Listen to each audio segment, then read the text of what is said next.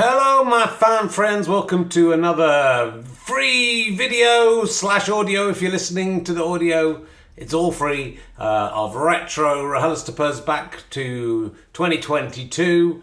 This is one I did remotely with the fantastic Maria Bamford. There is a live one as well. She was absolutely fantastic and came down to Leicester Square Theatre. It's very hard to get those American stars to come over on their day off, but she walked across the park to do that live one, and she also did this remote one with me, which you can now watch in full. I absolutely love Maria Bamford in the holiest of ways. I think she's just a terrific human being, brilliant comedian. So yes, enjoy that. And if you want to support us and get all the videos immediately, rather than have to wait 3 years for them, possibly, and plus lots of other extras, including a membership card, early access to the audios, day early without ads. Come on, if you don't want the ads, you don't have to have them. Just pay us £5 a month.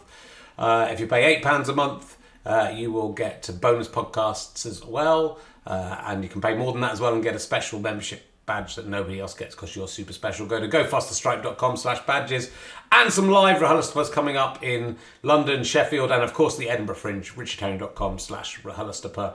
So please come and support us if you can. If you can't support us by coming to a show, support us by buying a badge. If you can't afford to buy a badge, then please support us by listening to the podcasts on audio or just telling your friends about them. We're in a competitive market, and we've been here a long, long time, and it's going okay, but we need to keep those listens going, so help us if you can, wherever you get your podcasts. Now, let's sit back, relax, and enjoy RHLSTP with Maria Bamford. My guest this week is probably best known for her portrayal as Brittany the bank teller in the video game Escape from Monkey Island. Ladies and gentlemen, it's Maria Bamford. Oh my God. The preparation that went into that piece, and I wasn't the star.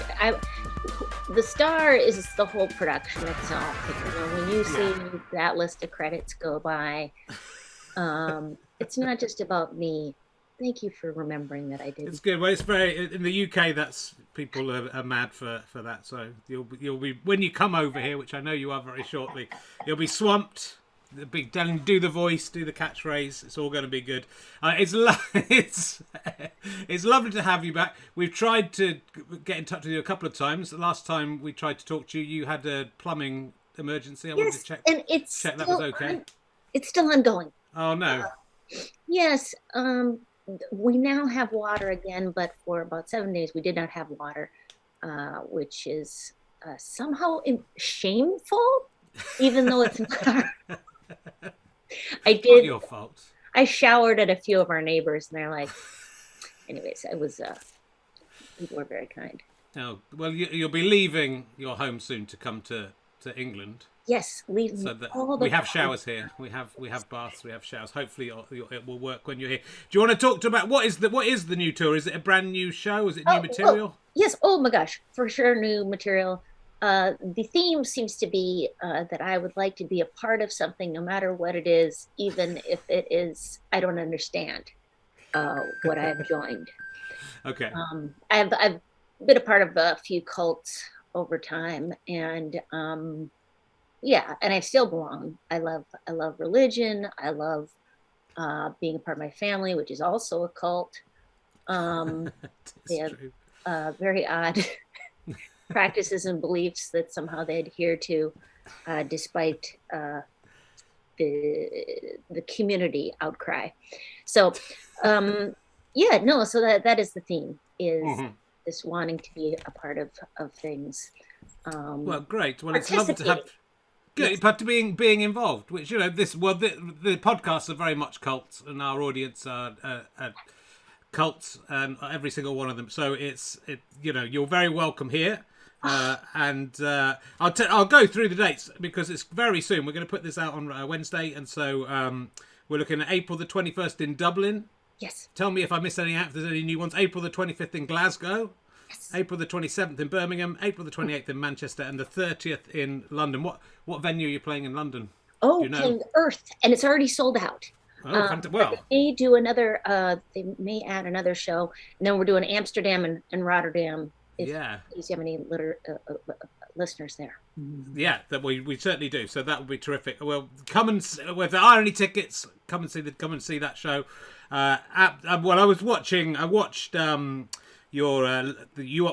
I listen to it? I listened to the Audible book of your both your show, which is fantastic, and you are a comedy special as well. I learned how to be a comedian by listening to your step-by-step instruction. How to write an hour.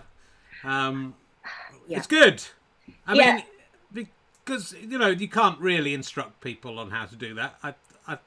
Well, I think you can, from the reviews the 1-star reviews I've gotten on the Audible book, I guess you can. There's a couple people who are doing it. But my thing was the most important thing about doing stand-up comedy is to call it stand-up comedy. Yeah. Whatever you're doing, fill the hour and then keep calling it stand-up comedy.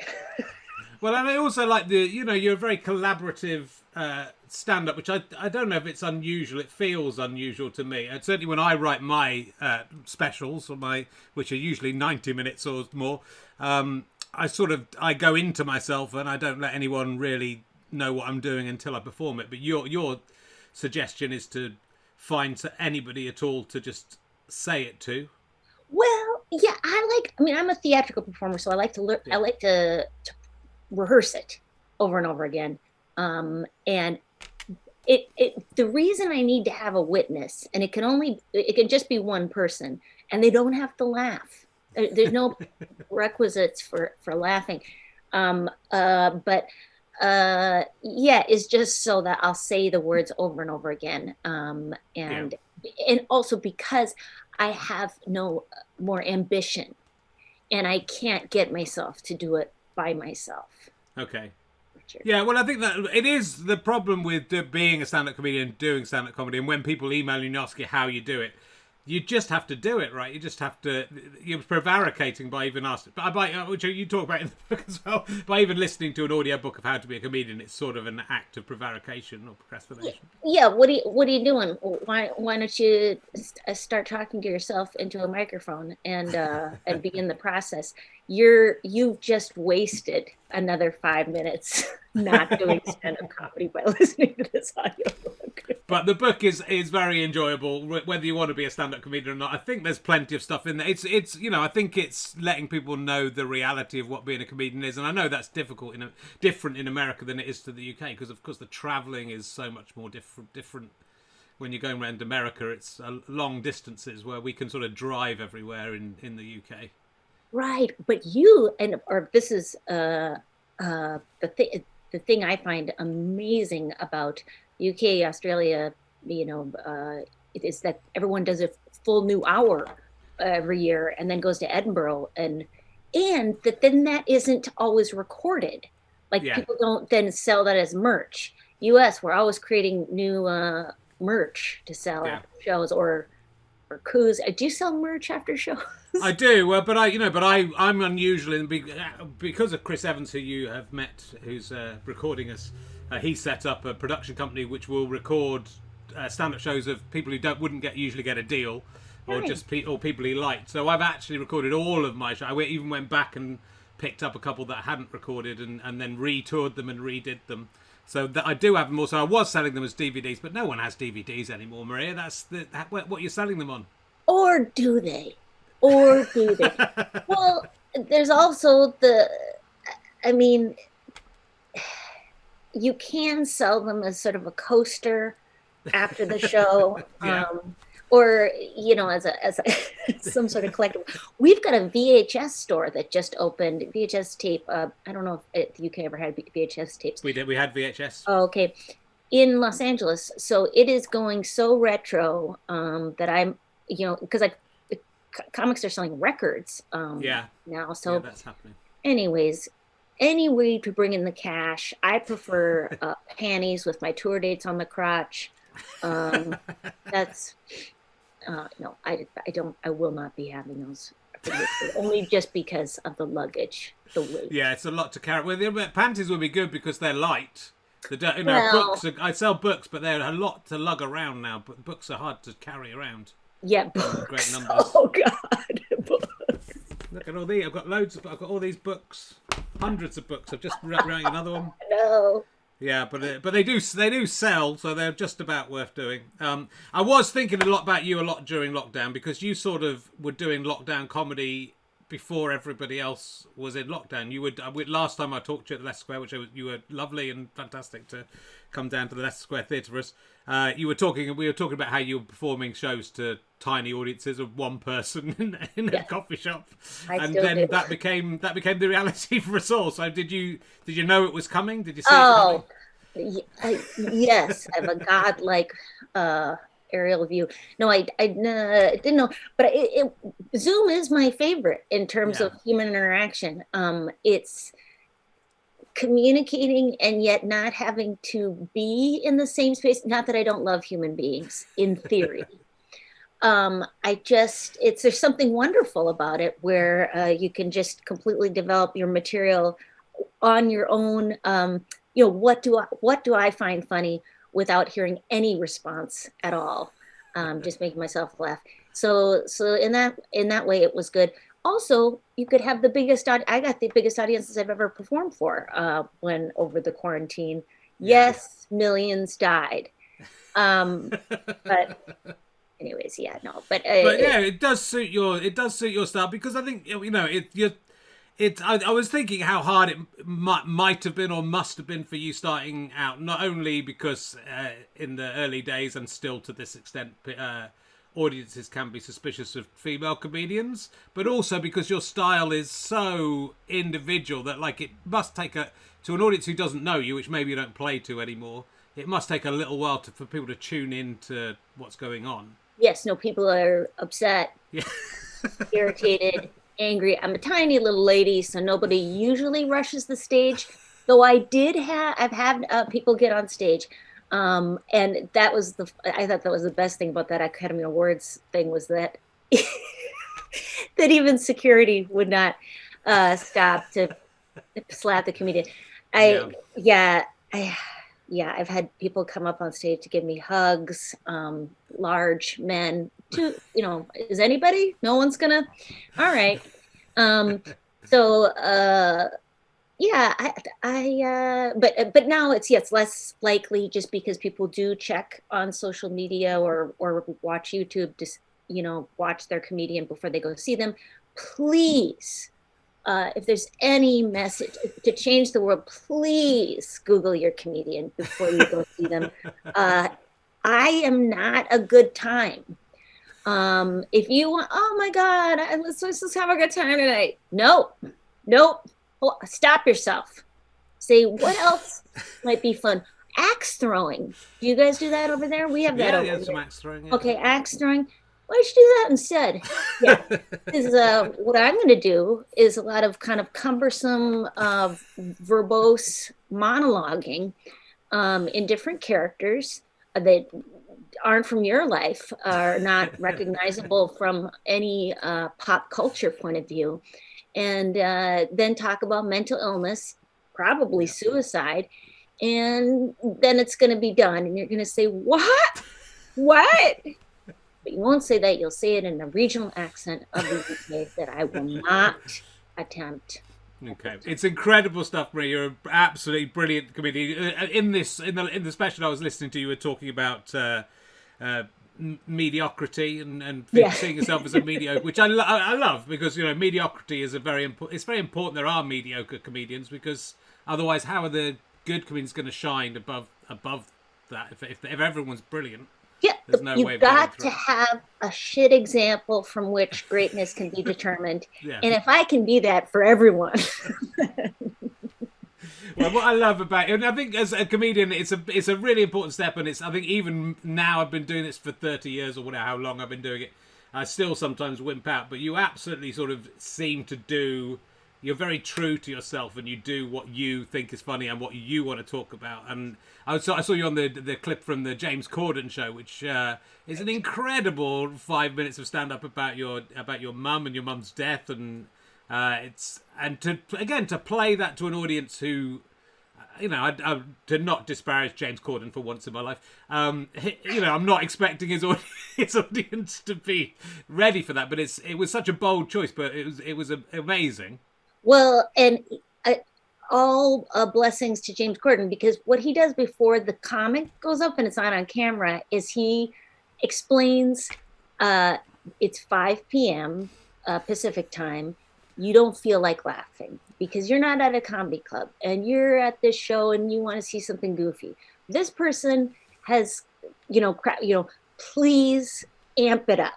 So he does a whole cheerleading thing before the comic goes on. So I think that affects it as well. Because that set bombed several times before I did it on James Corden. IRL in real life. Yeah. But it's bold, it's a bold choice. You're talking about death and cancer and inheriting your mum's vibrators, which is that is a funny subject. There's no denying that. But is that something you're doing in the current stand-up show? Or yes. is that part of the show? Yeah. For sure. Yeah. So you'll hear those hot takes. Well, people should go and check out that. Again, if they haven't seen you, which they should, check out everything because it's amazing. And as with all good comedians, once you're in the world, you're immersed in the world. If it scares you at the start, carry on. Yeah, don't do it to yourself. It's the one freedom we have left in society. Choose your comedian wisely. Yeah. Oh, and if you come, let's say somebody drags you there because they're a big fan, and you say to yourself, oh my God, I feel ill or pissed. I once went to an improv show, Richard, where I was so angry that I started involuntarily stamping my feet. And I said to myself, get out, Miranda. You have a choice in life. And I did. And that's a great thing is that you can always leave a comedy show. But don't. You're not a mediocre comedian, unfortunately, as much as you would like to say you are. You're absolutely up there with the best because it's so individual and it's so true to you and it's great. And I played Montreal and I saw a lot of American comedians who were really properly mediocre, a lot. And you're so far and away. There's a lot of mediocre comedians in America, as there are everywhere. Well, and also, I think that we also have to get into the philosophy of what is mediocrity? What does that mean? What's your definition in terms of? Is that which pleases the most, or is it that which, when everybody's drunk can understand? Yeah. Then because I think that I am a terrible deliverer of stuff that after you've had 4 beers, I'm not going to give you concepts that you're going to follow. But other comics might be able to do that for you and get you involved too. The crowd work. I love the art form of crowd work. I am an introverted person and I get a little scared when I get eye contact with other people. So that's not my game, but I love it myself. And I do admire the art form of comedy from all of our colleagues. I agree. I do agree, and I do love all kinds of comedy, but there's just something very special. We'll come back to. There's so many things you've been up to, and I don't think I talked about a lot of them, but some of them are more recent. In fact, on the day I was meant to interview last, The Bubble, the new film came out, and I saw a clip of you in The Bubble. I thought, oh great, well I'll watch The Bubble to see this. This looks like a great character, and I watched the whole of The Bubble to interview, and the only bit you're in is the bit that's in the clip of you. 2 seconds. I know. I feel so bad. I felt bad, but it was a good movie, right? I mean, it was fun. Well, it's a really good concept, I think. Yeah, I was thinking I filmed a film in lockdown in a bubble, and you're kind of thinking that's going to be like that's a really the behind the scenes. I mean, it goes off in quite a lot of different directions. This way, but it's very great cast and very. I would have liked to see more of your character. You play the mother of a kind of YouTube influencer, and I thought very strong. Did you record a lot more? Yes, but it's okay. It's okay. And But Judd Apatow, he's actually producing. He's going to do my next special doc, and he's Really? doing like a part documentary special thing. I don't even know what it is.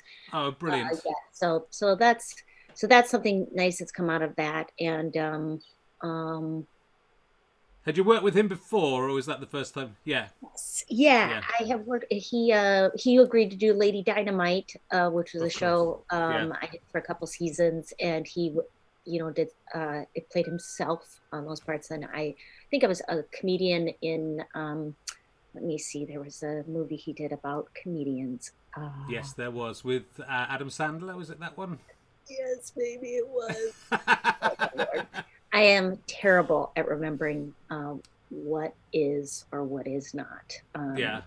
I'm not a good uh, promoter of my own career. Anyways, but But you are you crop up in a lot of I have two young kids, so I've seen you as Pat the Mad Scientist in Storybots. oh Which you yes, what? Did yes, you win an Emmy for that I performance? got an Emmy Just nomination, amazing, amazing. which was unbelievable, and it was in a very odd category, like short form children's science based. Like it was like very specific. Is that a new category? I think so. And Yeah, yeah, do a lot of voiceover. I don't know if you guys get Big Mouth over there with yeah. Netflix Human Resources. Those are both on both those. Adventure Time, I did a bunch of voices on that. And let me see, and the show that I did for a couple of seasons, Lady Dynamite, is my main offering, or Yes. the YouTube series, the Mary Bamford Show, which I think is one of my best productions, though low 25 years ago. Um, but yeah, so there I have many things to offer on the YouTubes. Well, that's the amazing thing about in America. It seems like if you can get into like a lot of comedians do a lot of acting work or voiceover work as well as everything else. So if you can get Yes. into that, and often because it's if some of those jobs are like a day, obviously, and some of them are much more Five involved. minutes, Yeah. sometimes 5 minutes, and it's union, so it pays the same amount. Oh my God, I love it so much. And yeah, no, there's a reason to live in Los Angeles, and that is cash cow. Now, of course, there are fires and floods, but let's not worry about it because it's not today. It's not today. Our neighbors, when we moved in, they said, "Oh, the fire never jumps Altaloma," which is a certain road right near us. I was like, "Does the fire know that?" The fire never jumps Altaloma. It's got boundaries. It knows where it's allowed to go. It stops because it knows. We've got a pool. And also, there's What's Your Ailment as well. Was that a YouTube series? Or was that, Yes, that was or a podcast? series. It was a YouTube series. I think it's on actually another. It's on an internet segment. Oh God, why don't I? I don't know where my own Do you know stuff who is. you are? I don't know who I am. What am I most proud of? My marriage. Yeah. You can't see that unless it's right here. But you're welcome to come over. We live in Altadena, California. Thank I'm you. usually at the coffee shop at Lake and Altadena Drive. It's called Cafe de Leche. Please stop by. I will do a show for you. Yeah. If you are good. And when I mean good, means you won't mock me, and you'll listen politely. But you do talk about your family, obviously, with your mother's death. That's a big subject to talk about in your stand up. And you do talk about your husband a good Yes, deal. yes, yes. My husband, let me see.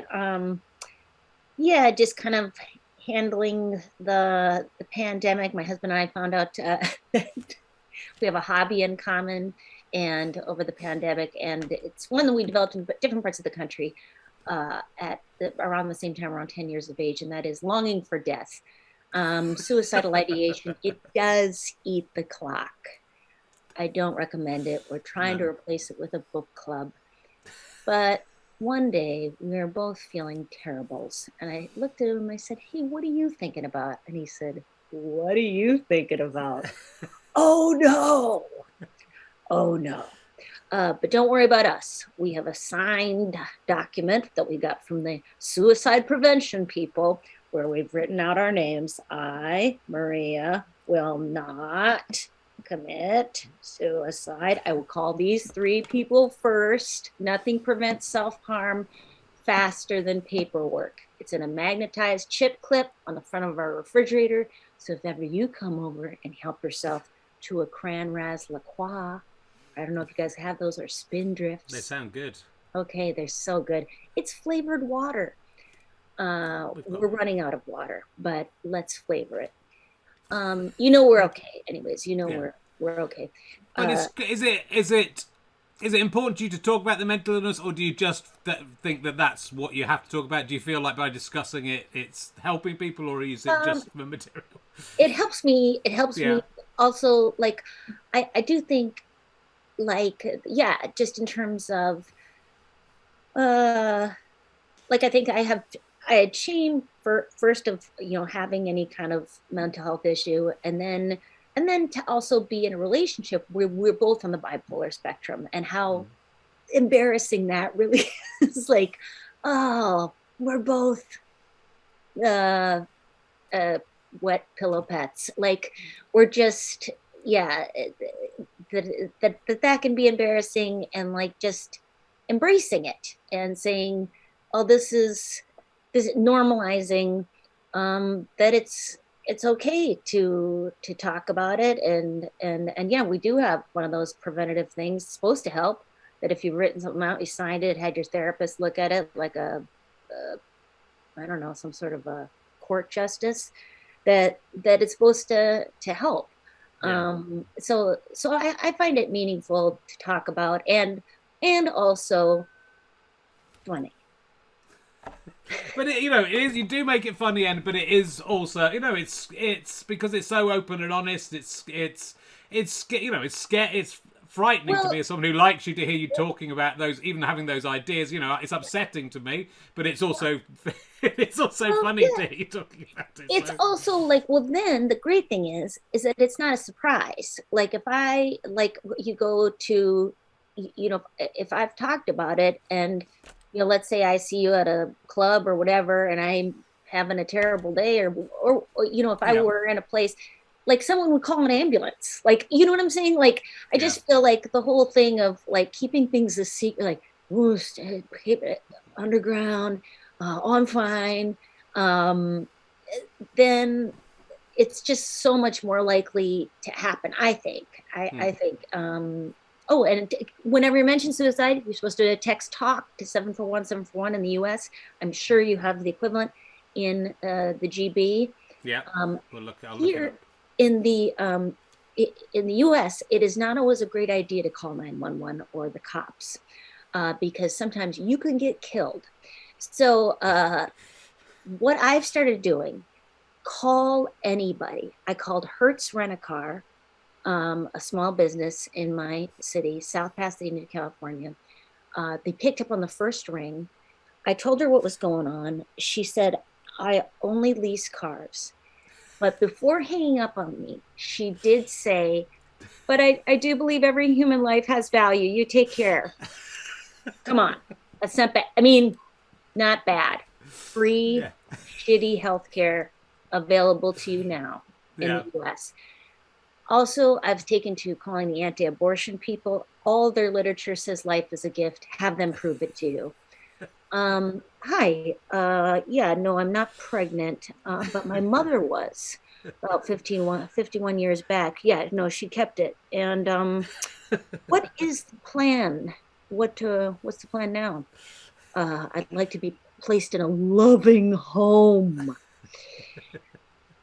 Anyways, like, just that, and at least in the US, I don't know what it's like there, but like, our suicide hotlines sometimes have a 20 to 90 minute wait time during it. So it's like, just to not feel like you're gaslighting people when you say, you get out there and you ask for help, you know. It's like, Yeah. or use your insurance. Your employees, you know, says we have help, and it's like, the reality is sometimes you call for you know, even if you have insurance in the US, and you will not be seen for 4 months.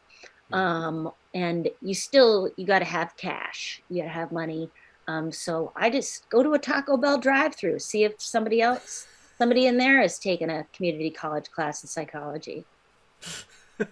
Well, you know, but I think I mean, it's obvious, like, comedians come from different places, and some of them don't come from anxiety or mental illness, but a lot of us, No, many don't. Yes, many many are. don't, but a lot of them do. But I think it's a great way to channel that, but also to help yourself and express it to other people. And I think it's one of the, you know, suicide's something that, you know, people might not like jokes about. Not that you're doing jokes about it, but you're being humorous about it. Well, and I think But it's a, there's a no, difference between some telling a joke about something that you haven't experienced. yeah, yeah, I've attempted suicide. I've been in a psychiatric ward.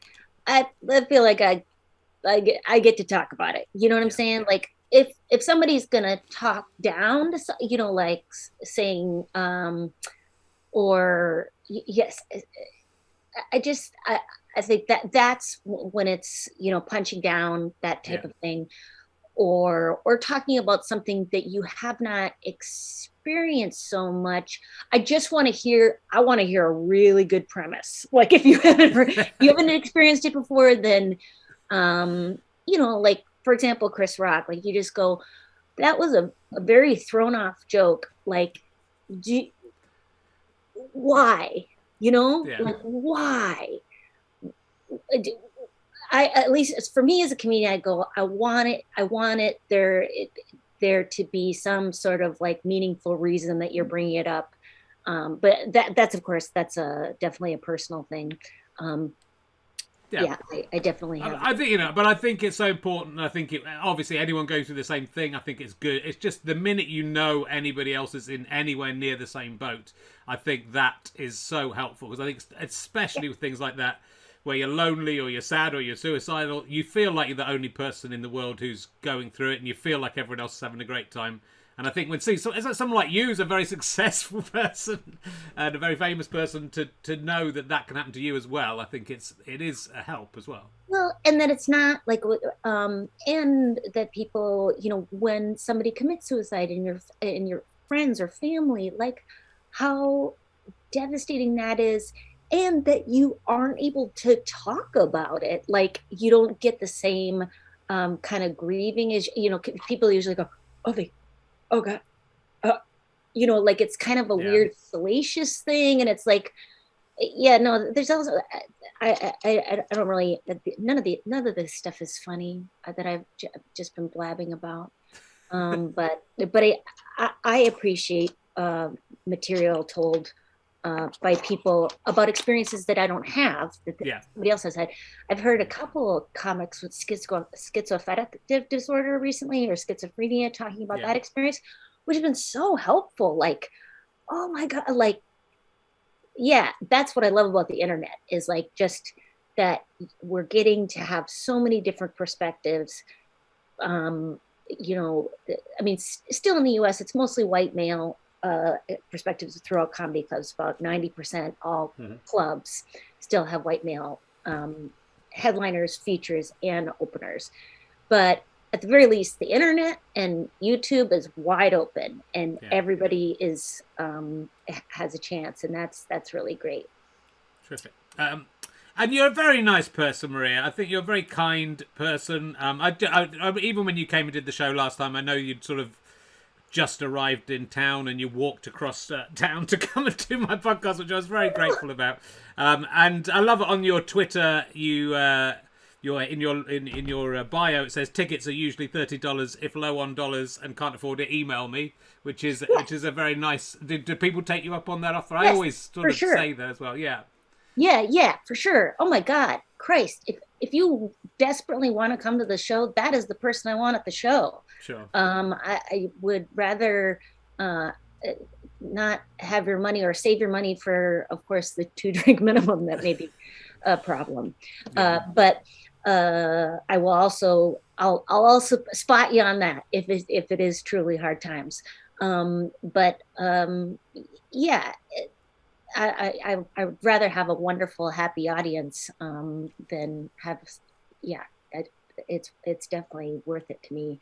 And no one's taken advantage. No one said, "Can I have 73 tickets?" I mean, and also I'm not that popular of a comedian, so I think that's the answer. I can be very generous when my fan base is quite small. I think I do this. I don't have it in my Twitter bio, but I do the same thing. But I think it sort of it pays forward anyway, because hopefully they'll do something similar for someone else. But I think often I've found. It's other people who are going to go on and become comedians. They want to go and see comedy, and they can't afford to go and see comedy, and then down the line they'll go, So it's I found it very exactly. And if there are spare seats, which again there usually are in my gigs, it seems crazy. It seems crazy not to have people to come in. I'm going to ask you some stupid questions because we've had nice serious chat, and we'll go back to talking seriously. I did put a couple on this book and turned over the page and that's that because I'm looking at the wrong copy. Here we go. If you could change one thing about the human body, which one thing would you change? About everyone, not just about yourself. No, I'd like everyone to be able to have a pocket, like a skin pocket. Yeah. Where you could keep stuff. You'd never lose certain things, like you'd have this little skin pocket. I would think around the waist, maybe. Nice so you can reach in there, because a lot of women's clothing don't come with pockets. It's Rachel Parris's new book. She's a very good British comedian. Talks about exactly this, that men do get pockets. And women's pockets are, if they're there, are too small to put anything in. Yeah. It's true. It's painful.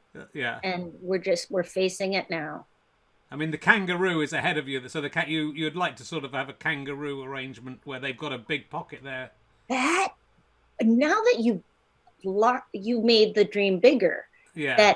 That would be nice. Yeah. It would be, or like a backpack, like a skin backpack. I don't know. It's that or a shelf, like a shelf that you had. I don't know.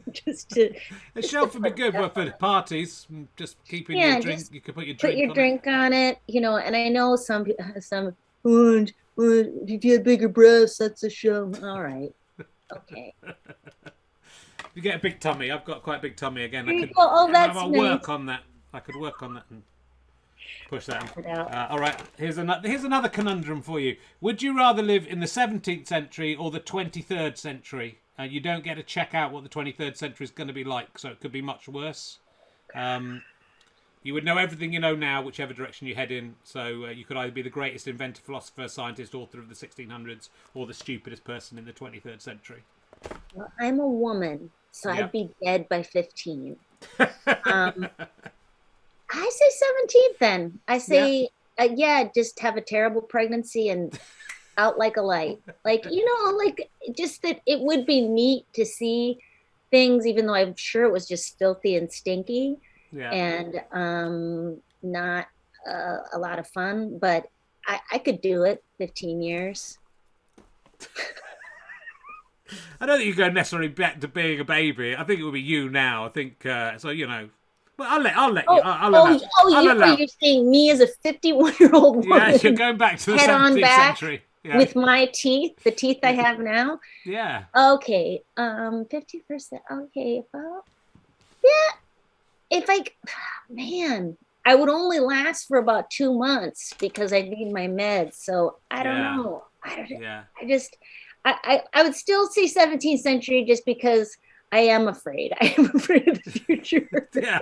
Well, it's safe. I mean, if you're allowed to study a bit beforehand, you could probably work out where best to go. But I think I'm not sure there's going to be much going on in the 23rd century. Yeah. Yeah. I mean, I hope it will be. It could be, it's a shame we die, isn't it? But it's also, I mean, in the long run, it's a good thing. But it'd Yeah. be nice to see how things turn out and how the story ends. It would it. Well, I think we're seeing it though. We might. See it. Feels prescient.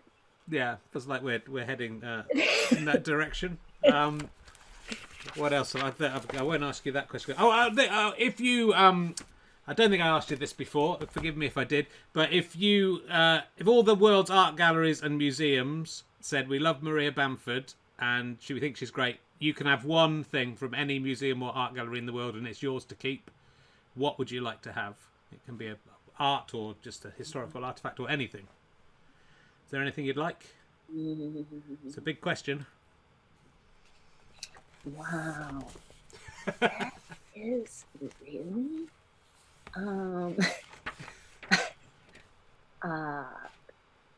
could I steal all the stuff that was stolen from You could take stuff that was stolen and give it back. Re-steal it?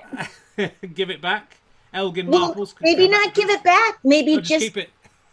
Just kind of be the new stealer. Yeah, that's fair enough. I mean, they can't. They can't complain. They can't go, hey, you're stealing our stuff we've stolen. Don't let anybody have a good time. No one rejoice. I'll keep it in a U-Haul.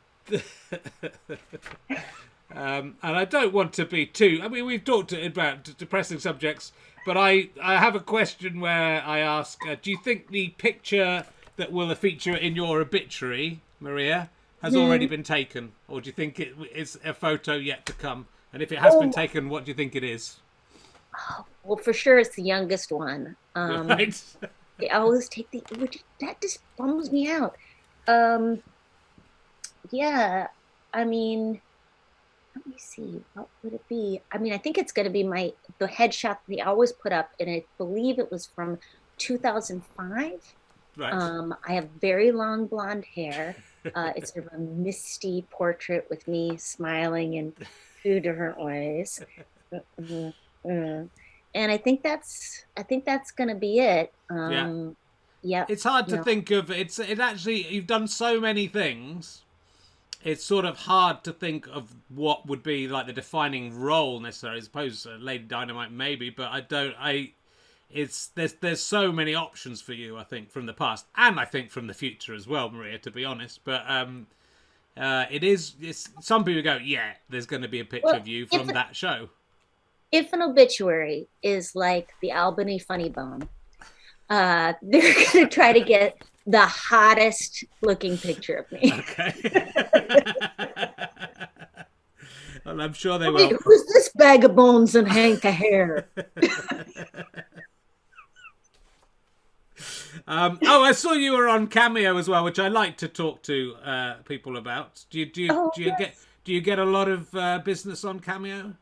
I do enough where it's like it makes it's a nice thing to do, and it kind of makes me feel useful on some level. I mean, I've thought about going back to grad school a billion times for a number of different possibilities.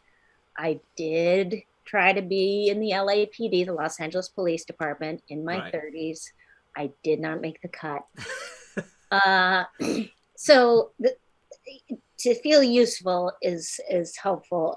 So I do charge people. I believe it's $150. See, I like that, Maria, because you're valuing yourself. My problem with Cameo is often I think people they've set the price too low.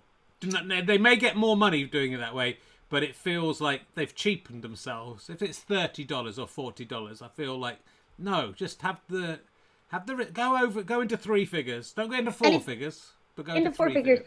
Well, if you're an extrovert or if you're then go for it. But I can't do too many of them, and then but they're really nice. Yeah, because sometimes it can be because it's people who are specific fans. They it's like it's things that are pretty intense. Like I just I just got a diagnosis. I'm still having episodes of psychosis. There's still some dragons. There's still dragons. Could you give me a pep talk? Yes, I can. Oh, cool. What are those dragons saying? And write it down. Yeah. So that's yeah, no, it makes me feel useful, and It sort of connects. I mean, it's sort of a good yeah. and a bad thing. I don't know. I mean, I think the way you're talking about it is a very good thing, but it's a connection to your audience, which I think in the past people would have been a bit more scared about doing. I don't know. It's sort of, I guess, because the internet's opened things up anyway.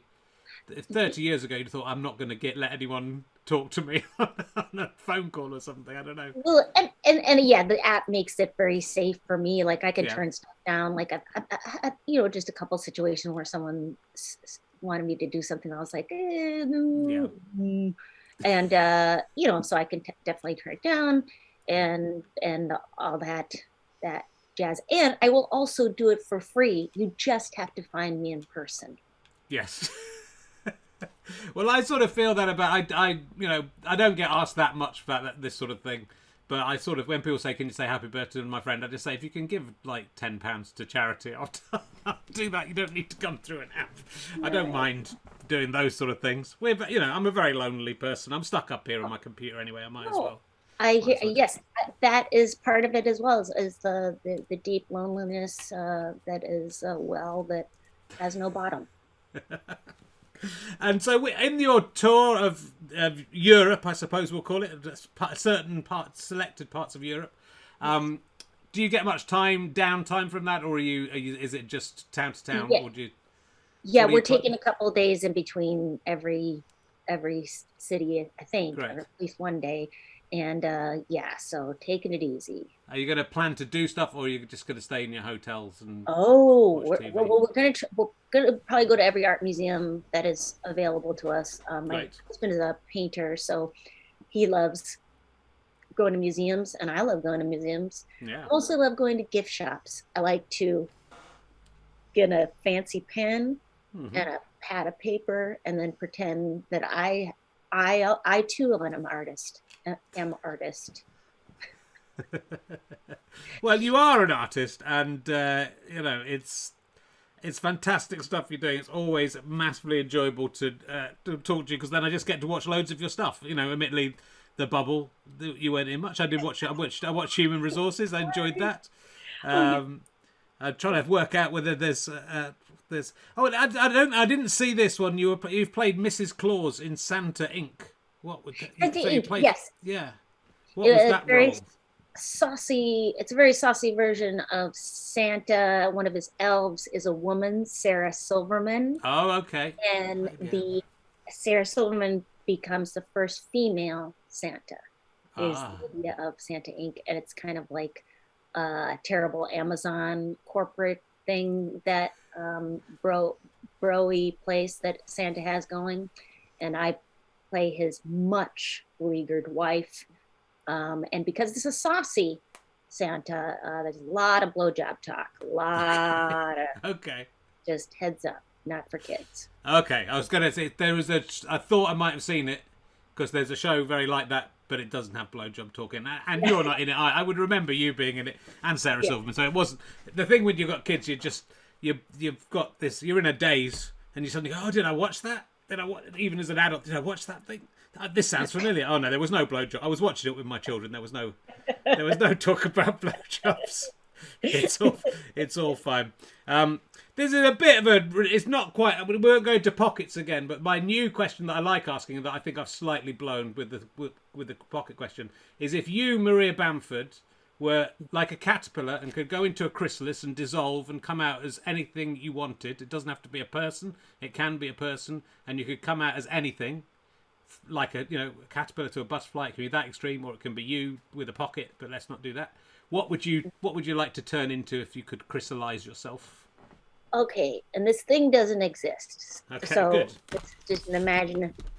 I desperately want to be able to ride in someone's brain and see their thoughts and their experiences and their whatever it is, but I would just totally be noticing. I wouldn't be in the brain having the same thoughts. I'd be like, on a riser. Yeah. Inside of their brain in a comfortable chair. And I could just see everything they thought, all the things that they're worried about, their plans, their feelings. Yeah. I'd like to be able to do that with anybody, anywhere, anytime, all the time. Okay, so you could just choose the person. You can just hop between brains. Yeah, and somebody say, "Oh, well, the lo-fi version of that is listening."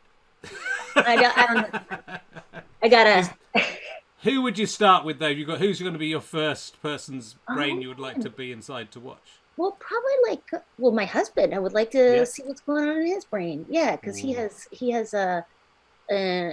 just know why somebody reacts to things in a certain way or how something makes somebody feel.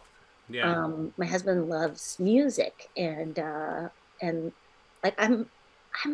okay with music. Like, I understand when people go, yeah, I don't like comedy. I'm like, yeah, I get it. Like, music is good. If I hear something 3 times, I go, oh yeah, that's nice. But I've never, bought music. Yeah. I'm the same. Yeah, I've never bought it. Yeah. So you'd like to be in the position where you understood what someone was getting from music. Yeah, that's very interesting. Yes. Yeah, if only you could ask your husband. If only he could talk. And then take that time to hear. I know. Well, I know he blisses out. He says he blisses out, and then he just time passes so quickly. Like, he'll just be at a live music event, and he just 2 hours have gone and he won't even notice that it's passed. Right. And I'm like, wow. So I do not know what that's like. I guess I would like to experience a little bit of it.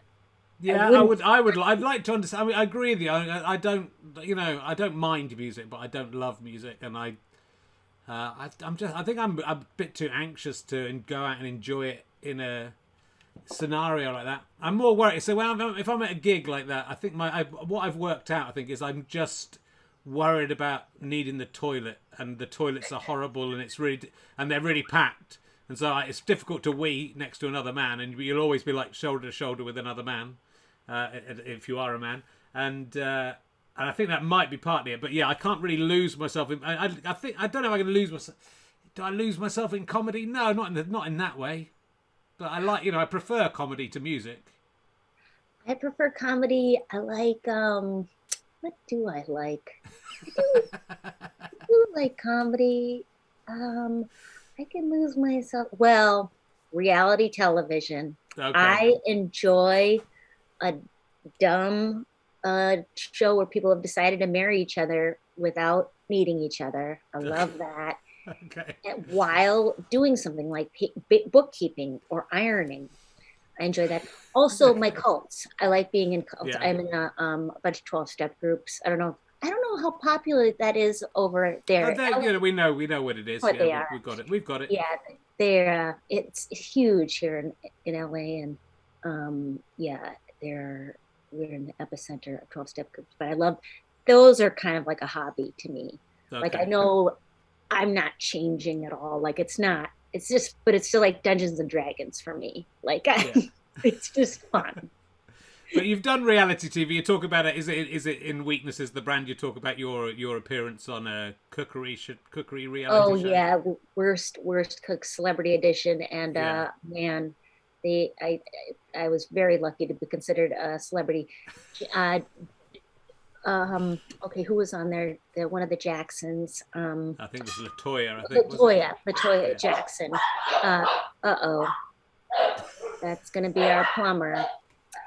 Can I hold on and just get this? Go ahead. So sorry. No, don't worry. Sorry. And now. Oh, come on. Oh, she's not a screaming monster. She's just a baby. What's she wearing? The dog. What's the costume she's got on? The costume, it's a little brindle. It's like a little harness. Oh, okay, yeah. And then her brother's down here. I would pick him up, but he's 40 pounds. Okay. Oh, hey, come on now, kiddo. Sorry. No, it's okay. Our dog is exactly the same, although I can't pick up my dog either. It's a very, very big dog. But she, every time the doorbell goes or anyone's in the house or anyone's around the house, that's my the... God. very good guard dog, but wouldn't do anything if they came into the house, of course. No, yeah, she would lick their fingers and be ultimately delighted. We're here. Oh my God! And now the plumber's now in the basement. Anyways, Richard, this is falling apart. It's all right. I was gonna wrap up anyway, Maria. Okay, great. We've done sorry. We'll. It's been really lovely to talk to you. Look, I can see that your house is falling apart and your dogs are going crazy. I would just remind everyone you're coming to Dublin on April the 21st, and then Glasgow, Birmingham, Manchester, London, maybe an extra date in London, Amsterdam and Rotterdam. Fantastic new stand-up show, which I know everyone will enjoy. Always an absolute... I love you, Maria. Like, properly love you, but in a... I'm in love with you, but in the best sort of way, in that I just need to... I'll talk to you once every 5 years, and that's all we have to do. It's the agape Episcopalian love that show business is all about. It is. Thank you. Thank you so much, Richard, for your time. And yes, much love to you and your family and your doggies. And thank you so much. I'm excited to come to. All right, see you. Everyone, ladies and gentlemen, the amazing Maria Bamford. Thank you very much. You have been listening to RHLSTP with me, Richard Herring, and my guest, Maria Bamford. Thank you very much to Scant Regard for playing this music. I'm indebted to Chris Evans, not that one, for setting up that transatlantic link. Thank you to Ian Zoom and Ian Zencaster for their help as well. I'm also indebted to Ben Walker, my regular producer. And thank you to Kathleen McKeegan from the fantastic RHLSTP.com website, which helps me work out what I've asked people before. This is a Sky Potato Buzz and GoFasterStripe.com production. Head to GoFasterStripe.com. You can buy DVDs and books and downloads and all sorts of things, badges, and have all the fun stuff. Thank you very much for listening. See you again next week. Goodbye.